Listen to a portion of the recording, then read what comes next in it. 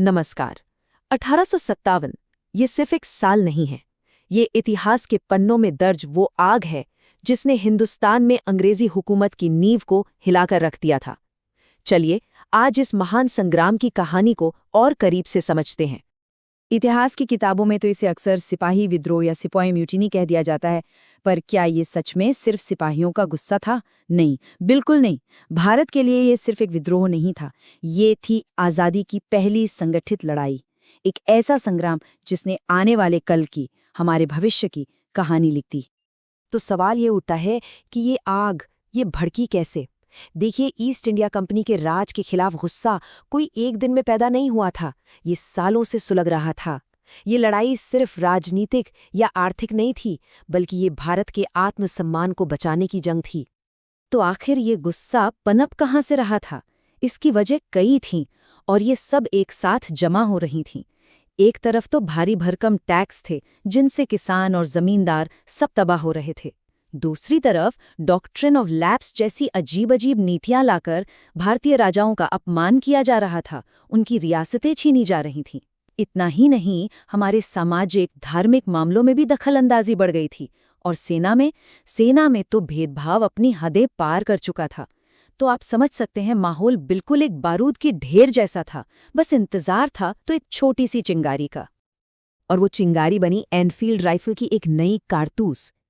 एक अफवाह तेजी से फैली कि इन कारतूसों पर गाय और सूअर की चर्बी लगी हुई है और इन्हें इस्तेमाल करने के लिए मुंह से काटना पड़ता था। अब ये हिंदू और मुसलमान दोनों सैनिकों की धार्मिक आस्था पर सीधा सीधा हमला था, और बस यहीं पर सब्र का बांध टूट गया। इस खुले आम अपमान के खिलाफ जो पहली आवाज उठी, वो एक अकेले सिपाही की थी। एक ऐसा नाम जो इतिहास में हमेशा के लिए अमर हो गया। 29 मार्च 1857, जगह थी बैरकपुर। मंगल पांडे ने एक ब्रिटिश अफसर पर गोली चला दी। ये गोली सिर्फ एक अफसर को नहीं लगी थी, ये पूरे ब्रिटिश साम्राज्य के लिए एक चेतावनी थी। हाँ, उन्हें फांसी दे दी गई, लेकिन उनकी शहादत ने हजारों सैनिकों के दिल से अंग्रेजों का खौफ निकाल फेंका। मंगल पांडे ने जो चिंगारी सुलगाई थी ना, वो बहुत जल्द मेरठ शहर में एक ज्वाला बन गई। एक ऐसी ज्वाला जिसने देखते ही देखते पूरे उत्तर भारत को अपनी चपेट में ले लिया।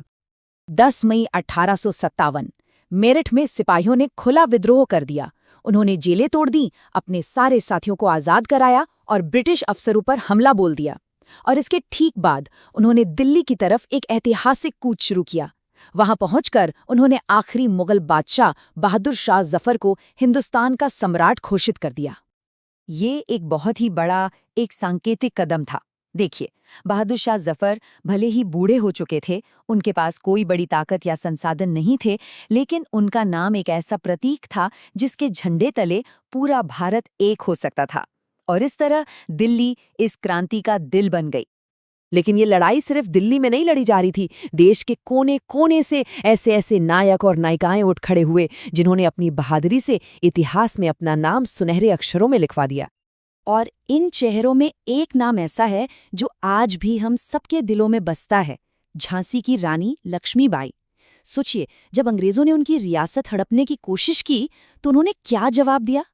एक सीधा और सपाट ऐलान, मैं अपनी झांसी नहीं दूंगी। और ये सिर्फ शब्द नहीं थे। अपनी पीठ पर अपने बच्चे को बांधकर, दोनों हाथों में तलवार लेकर वो जिस बहादुरी से लड़ी, वो कहानी, वो हिम्मत आज भी हमारी प्रेरणा है। उधर कानपुर में विद्रोहों की कमान संभाली नाना साहिब ने, जो एक बहुत कुशल राजनीतिक नेता थे, और उनका दायां हाथ थे तात्या टोपे, एक ऐसे शानदार सैन्य रणनीतिकार जिनकी मिसाल देना मुश्किल है। इन दोनों की जोड़ी ने अंग्रेजों के नाक में दम कर दिया था। और फिर अवध में बेगम हजरत महल ने अंग्रेजों को ऐसी कड़ी चुनौती दी कि वो भी हैरान रह गए। वो एक ही वक्त में एक रानी भी थीं, एक शासक भी और एक विद्रोही भी। उन्होंने ये साबित कर दिया कि ये लड़ाई सिर्फ मर्दों की नहीं, बल्कि हर एक हिंदुस्तानी की लड़ाई है। इस तरह पूरे देश में फैले विद्रोह को देखकर ब्रिटिश साम्राज्य सच में हिल गया था, और इसे कुचलने के लिए उन्होंने अपनी पूरी ताकत झोंक दी। और इस कोशिश में उन्होंने क्रूरता की सारी हदें पार कर दी। 1858 आते आते लड़ाई का पासा पलटने लगा था। बेहतर हथियार, बेहतर संगठन, इन सब के दम पर अंग्रेजों ने एक एक करके इस विद्रोह को कुचलना शुरू कर दिया। अंग्रेजों का बदला वो बहुत भयानक था। गांव के गांव जला दिए गए, हजारों विद्रोहियों और बेगुनाह लोगों को सरेआम फांसी पर लटका दिया गया। दिल्ली शहर को बुरी तरह लूटा और उजाड़ा गया, और बहादुर शाह जफर उन्हें बंदी बनाकर रंगून भेज दिया गया, जहां गुमनामी में ही उनका देहांत हो गया।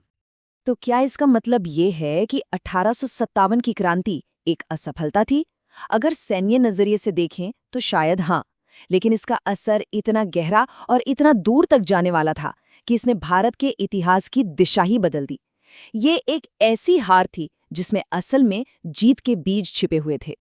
सबसे बड़ा और जो सबसे सीधा बदलाव आया वो ये था कि ईस्ट इंडिया कंपनी का राज हमेशा के लिए खत्म हो गया। अब भारत पर सीधा ब्रिटिश क्राउन का यानी लंदन की सरकार का शासन होने लगा। अंग्रेजों को ये बात अच्छी तरह समझ आ गई थी कि भारत को अब हल्के में नहीं लिया जा सकता। लेकिन सबसे जरूरी बदलाव किसी कागज पर नहीं हुआ था, वो हुआ था लोगों के मन में, लोगों के दिमाग में। इस क्रांति ने शासक और शासित के बीच के रिश्ते की पूरी साइकोलॉजी, पूरा मनोविज्ञान ही बदल कर रख दिया। 1857 के बाद हिंदुस्तान अब चुप रहने वाला नहीं था। अब डर की बारी अंग्रेजों की थी। उनके मन में ये खौफ बैठ गया था कि जिस देश के लोग आज़ादी के लिए इतनी बड़ी कुर्बानियां दे सकते हैं, उन्हें हमेशा के लिए गुलाम बनाकर नहीं रखा जा सकता। तो फिर से वही सवाल, क्या 1857 का संग्राम असफल था? नहीं, बिल्कुल नहीं। हाँ, इसने हमें फौरन आज़ादी तो नहीं दिलाई, लेकिन इसने आज़ादी तक जाने वाला रास्ता जरूर दिखा दिया। ये अंत नहीं था, बल्कि एक नई और बहुत लंबी लड़ाई की असली शुरुआत थी। क्योंकि एक बात हमेशा याद रखनी चाहिए, जो देश एक बार अपने हक के लिए पूरी ताकत से उठ खड़ा होता है ना, वो दोबारा कभी पूरी तरह से गुलाम नहीं बन सकता। 1857 ने ही भविष्य के स्वतंत्रता संग्राम की नींव रखी थी। ये वो पहली हुंकार थी जिसकी गूंज ठीक 90 साल बाद 1947 में भारत की आज़ादी के रूप में पूरी दुनिया ने सुनी।